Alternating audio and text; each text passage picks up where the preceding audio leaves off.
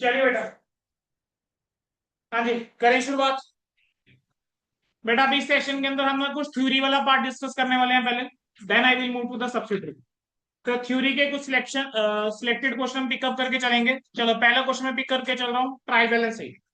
ठीक है, trial balance के अंदर one of the favourite question examiner का है, what are the objectives of preparing trial balance.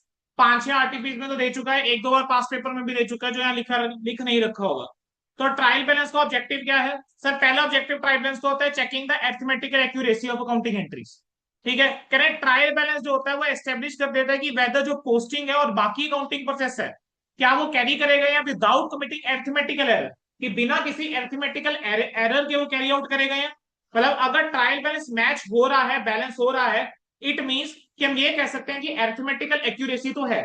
But trial balance match होने का मतलब ये नहीं होता कि वो कंक्लूसिव प्रूफ है कि that accounts are error free. ठीक है, because there are certain errors जो ट्रायल बैलेंस मैच होता है लेकिन तब भी एग्जिस्ट करते हैं। सर अगला क्या आता है, basis for the preparation of financial statement. अगला ऑब्जेक्टिव क्या है बेटा ट्रायल बैलेंस का, कि ट्रायल बैलेंस जो है वो बेसिस है for preparing the financial statement. क्योंकि जो आपकी इनकम स्टेटमेंट होती है या कह लीजिए ट्रेडिंग पी एंड एल है या बैलेंस शीट है, वो किससे के बेस के ऊपर बनता है? ट्रायल बैलेंस के बेस के ऊपर बनता है। तो ट्रायल बैलेंस रिप्रेजेंट करके चलता है सारी ट्रांजेक्शन्स को जो डिफरेंट अकाउंट से रिलेटेड है एक पर्टिकुलर पीरियड में इन समराइज फॉर्म। अगर ट्रायल बैलेंस जो है वो प्रिपेयर्ड नहीं है, ठीक है, तो वो इम्पॉसिबल हो जाएगा कहीं ना कहीं फाइनेंशियल स्टेटमेंट्स बनाना, ताकि और पता करना कि हमारा प्रॉफिट कितना है या फिर हमारी फाइनेंशियल पोजीशन क्या है एक पर्टिकुलर डेट पे, कि प्रॉफिट या लॉस कितना है पूरे साल का, या फिर हमारी फाइनेंशियल पोजीशन क्या है एक पर्टिकुलर डेट पे। क्लियर है? अगला समराइज लेजर। ट्रायल बैलेंस के अंदर क्या होते हैं? लेजर बैलेंसेस होते हैं एक पर्टिकुलर डेट के। तो जो पूरा का पूरा लेजर होता है वो समराइज हो जाता है। ट्रायल बैलेंस में जो पोजीशन होती है एक पर्टिकुलर अकाउंट की, वो सिंपली ट्रायल बैलेंस को देखकर आप जज कर सकते हो। तो एक बार मेरे साथ repeat, one of the favourite question of examiner. चलिए, what are the objectives of preparing, checking the arithmetical accuracy. ठीक है, checking the arithmetical accuracy, keywords याद रखेंगे। सकता है कि जो पोस्टिंग है और बाकी अकाउंटिंग प्रोसेस है, क्या वो करा गया है, कैरी आउट करा गया है बिना किसी अरिथमेटिकल एरर के। ठीक है, दूसरा ट्रायल बैलेंस बेसिस है क्या बनाने के लिए? For the preparation of the financial statements, यानी आपका इनकम स्टेटमेंट और बैलेंस शीट। ठीक है, कि अगर आपका जो फाइनेंशियल स्टेटमेंट है आप तभी बना पाओगे, यानी profit and loss for the year ended, या फिर आप तभी बना पाओगे पर्टिकुलर पीरियड का अगर ट्रायल बैलेंस बनाया हुआ, otherwise it becomes impossible. Last क्या आता है? समराइज लेजर है, कि ट्रायल बैलेंस जो है वो एक समराइज लेजर है। ठीक है, जितना भी लेजर होता है उसके जितने भी एंटायर लेजर्स हैं वो समराइज फॉर्म में आ जाते हैं इन द ट्रायल बैलेंस। तो आप एक पर्टिकुलर अकाउंट को जज करके चल सकते हो only by looking at the trial balance. हाँ, डिटेल्स देखनी है तो आपको डेफिनेटली अकाउंट देखना पड़ेगा। सर अगला क्वेश्चन जो मुझे आपको करवाना है वो है, what are the advantages of subsidiary books. Sir advantages क्या होते हैं सब्सिडरी बुक्स के, देखेंगे सर। सर सब्सिडरी बुक्स के एडवांटेजेस, सबसे पहला है डिवीजन ऑफ वर्क। कहेंगे क्योंकि देखो एक जनरल की जगह बहुत सारे सब्सिडरी बुक्स बनाई जाती है, तो काम जो है वो क्या हो जाता है, बढ़ जाता है among the number of employees या क्लर्क्स। तो पहला आता है डिवीजन ऑफ वर्क। दूसरा क्या आ जाता है, स्पेशलाइजेशन एंड एफिशिएंसी। जरा लॉजिक के साथ बताइएगा, अगर आप किसी काम को जो है वो बार बार कर रहे हैं, ठीक है, तो क्या स्पेशलाइजेशन होगा या नहीं होगा, एफिशिएंसी बढ़ेगी या नहीं बढ़ेगी? तो कहते हैं when the same work is allotted to a particular person over a period of time, he acquires the full knowledge of it. उसको पूरी नॉलेज हो जाएगी उसकी और वो एफिशिएंट हो जाएगा उसको हैंडल करने में। तो पहला आपका डिविजन ऑफ वर्क, दूसरा आपका स्पेशलाइजेशन एंड एफिशिएंसी। सर तीसरा saving of time, simultaneously carry कर सकते हैं नंबर ऑफ के थ्रू। तो इस वजह से आपका काम जो है वो क्विकली कंप्लीट हो जाता है, this will lead to the work being completed quickly. तो सेविंग ऑफ क्या है, टाइम है। अगला पॉइंट क्या है, availability of information. Sir availability of information क्या है, कहेंगे सिंस अ पर्टिकुलर रजिस्टर या बुक वो रखी जाती है एक क्लास ऑफ ट्रांजेक्शन के लिए, तो अगर मुझे एक क्लास ऑफ ट्रांजेक्शन से रिलेटेड इंफॉर्मेशन चाहिए वो मुझे एक जगह पे मिल जाएगी। तो अवेलेबिलिटी ऑफ इंफॉर्मेशन। अगला फैसिलिटी इन चेकिंग, कह रहे जहां भी सेपरेट बुक्स के एग्जिस्टेंस की वजह से इवन जो कमीशन ऑफ एरर है या एरर ऑफ कमीशन और जो फ्रॉड्स है, कहेंगे वो भी चेक करे जा सकते हैं सब्सिडरी बुक्स के थ्रू। खत्म सर, डन, खोलिए, क्लियर। सब्सिडरी बुक्स का ये वाला क्वेश्चन आना चाहिए तुमको। ठीक है, चलो सर एक क्वेश्चन पूछा, question number 32, are subsidiary books normally used in business? कह रहे हैं क्या सब्सिडरी बुक्स नॉर्मली जो है वो यूज करी जाती है बिजनेस के अंदर? तो देखो इसका आंसर क्या दिया, देख तुम्हारे सामने एक क्वेश्चन आएगा, तुमको लगेगा यार ये क्या क्वेश्चन आ गया, है ना? अगर मैं तुम्हारे आंसर ना दिखाऊं भी इसका, मैं तुमसे सिंपली पूछूं, कह रहे हैं are subsidiary books normally used in business, आपको कमेंट करना है, बोलो क्या लिखोगे आंसर इसको? माइंड में एकदम से नहीं आता ना, क्या लिखना है आंसर इसका, कुछ है ही नहीं, कहता है yes normally the following subsidiary books are used in the business. ठीक है, पहला कैश बुक जो है वो यूज करी जाती है किस चीज के लिए, रिसिप्ट और पेमेंट्स को रिकॉर्ड करने के लिए। ठीक है, अगला परचेज बुक रिकॉर्ड क्यों करी जाती है, बनाई जाती है, रिकॉर्ड करने के लिए क्रेडिट परचेज ऑफ गुड्स जिसके अंदर आप डील कर रहे होते हो, या जो स्टोर आपके रिक्वायर्ड होते हैं फैक्ट्री के अंदर। आपका परचेज रिटर्न किस लिए होती है, रिटर्न ऑफ गुड्स के लिए और मटेरियल के लिए जो प्रीवियसली परचेज करा था। सेल रिटर्न किसके लिए बुक, ठीक है, रिकॉर्ड करने के लिए जो रिटर्न कस्टमर ने करी है। सेल बुक किसके लिए, जो आपकी क्रेडिट सेल्स हो रही है उसको रिकॉर्ड करने के लिए।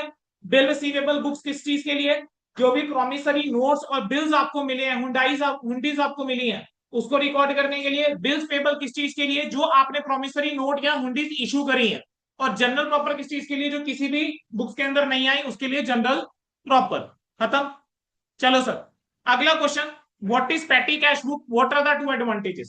सर पेटी कैश बुक क्या होता है, कहता है देखो जो बिजनेस हाउस होता है, ठीक है, एक बिजनेस हाउस के अंदर बहुत सारी स्मॉल पेमेंट्स रहती हैं। क्या लिखा है इसके अंदर कि किसी भी बिजनेस के अंदर बहुत सारी स्मॉल पेमेंट्स रहती हैं, जैसे टैक्सी फेयर हो गया, कार्टेज हो गया, स्टेशनरी हो गया। कहेंगे अब ये सारी पेमेंट्स अगर कैश बुक के अंदर हम रिकॉर्ड करने बैठेंगे तो कैश बुक अननेसेसरली क्या हो जाएगी, हैवी हो जाएगी, और मेन कैशियर का काम भी क्या हो जाएगा, ओवरबर्डन हो जाएगा वो वर्क के साथ। तो ये ना यूजुअल प्रैक्टिस है कि हम एक पर्सन अपॉइंट कर देते हैं जिसको हम बोल देते हैं पैटी कैशियर, और उसको इंस्ट्रक्ट करा जाता है कि भाई जितनी स्मॉल पेमेंट करनी है ये तू करके चलेगा, तो उसको रिम्बर्स करा जाता है फॉर द पेमेंट्स मेड। ठीक है, लेटर ऑन हम एनालाइज करके चल देते हैं कि किस अमाउंट के लिए कितनी अमाउंट पे करी गई है, तो imprest system of petty cash जो है वो फॉलो करा जाता है। इंप्रेस सिस्टम ऑफ कैशी पैटी कैश जो है वो फॉलो करा जाता है, जिसके अंदर एक फिक्स अमाउंट जो है वो पैटी कैश के लिए दे दिया जाता है। ठीक है, अच्छा एडवांटेज चीफ कैशियर का या मेन कैशियर का। दूसरा क्या है कि लेबर सेवर होती है कि लेबर भी मस्ती कि स्मॉल क्या रहता है सर, कंट्रोल रहता है। खत्म सर, ठीक है, तीन तीन चार क्वेश्चन करें, पहला ट्रायल बैलेंस, दूसरा सब्सिडरी बुक्स का एडवांटेजेस, ट्रायल बैलेंस के ऑब्जेक्टिव, सब्सिडरी के एडवांटेजेस, तीसरा क्या करा पैटी कैश बुक और उसके एडवांटेजेस, और चौथा मैंने क्या करा है कि क्या सब्सिडरी बुक्स बनाई जाती है नॉर्मली बिजनेस के अंदर, या what are the subsidiary books normally made in the business. Clear है सर, चलें आगे।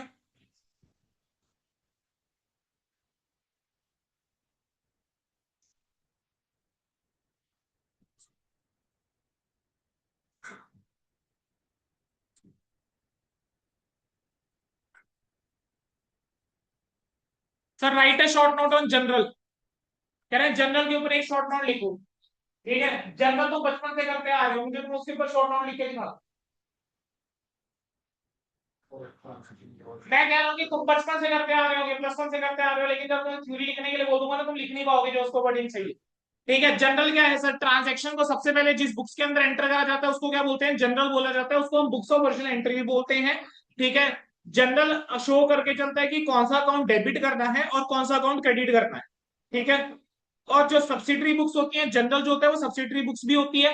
कह रहे जितनी भी ट्रांजेक्शन होती है वो सबसे पहले रिकॉर्ड ही जनरल में करी जाती है, और वो भी क्रोनोलॉजिकल ऑर्डर में करी जाती है,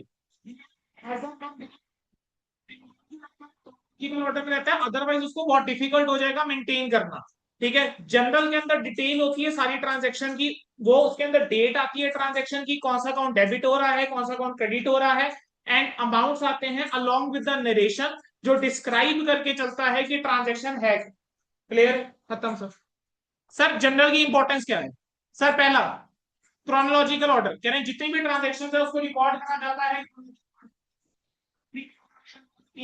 ठीक है, रियल टाइम बेसिस के ऊपर, टाइम बेसिस के ऊपर बिजनेस ट्रांजेक्शंस के बारे में। दूसरा जनरेशन, कह रहे जो भी एंट्री रिकॉर्ड करी जाती है जनरल के अंदर they are supported by a note जिसको हम बोल देते हैं नरेशन,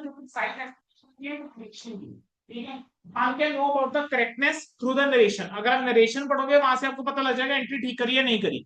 तीसरा क्या है, बेसिस ऑफ पोस्टिंग, कह रहे हैं कि जनरल जो होता है वो बेस बनता है लेजर पोस्टिंग के लिए, तो ये क्या कर देता है, इजी कर देता है, और चांसेस ऑफ एरर क्या हो जाते हैं, कम हो जाते हैं। चलिए सर अगला question, sir what are the rules of posting journal ledger. ठीक है, कह रहे हैं लेजर के अंदर, पोस्टिंग के अंदर रूल्स क्या है। ठीक है, कह रहे हैं रूल्स क्या है of posting the journal entries into ledger. Sir सबसे पहले क्या कहते हैं कि separate account is open in the ledger book for each account.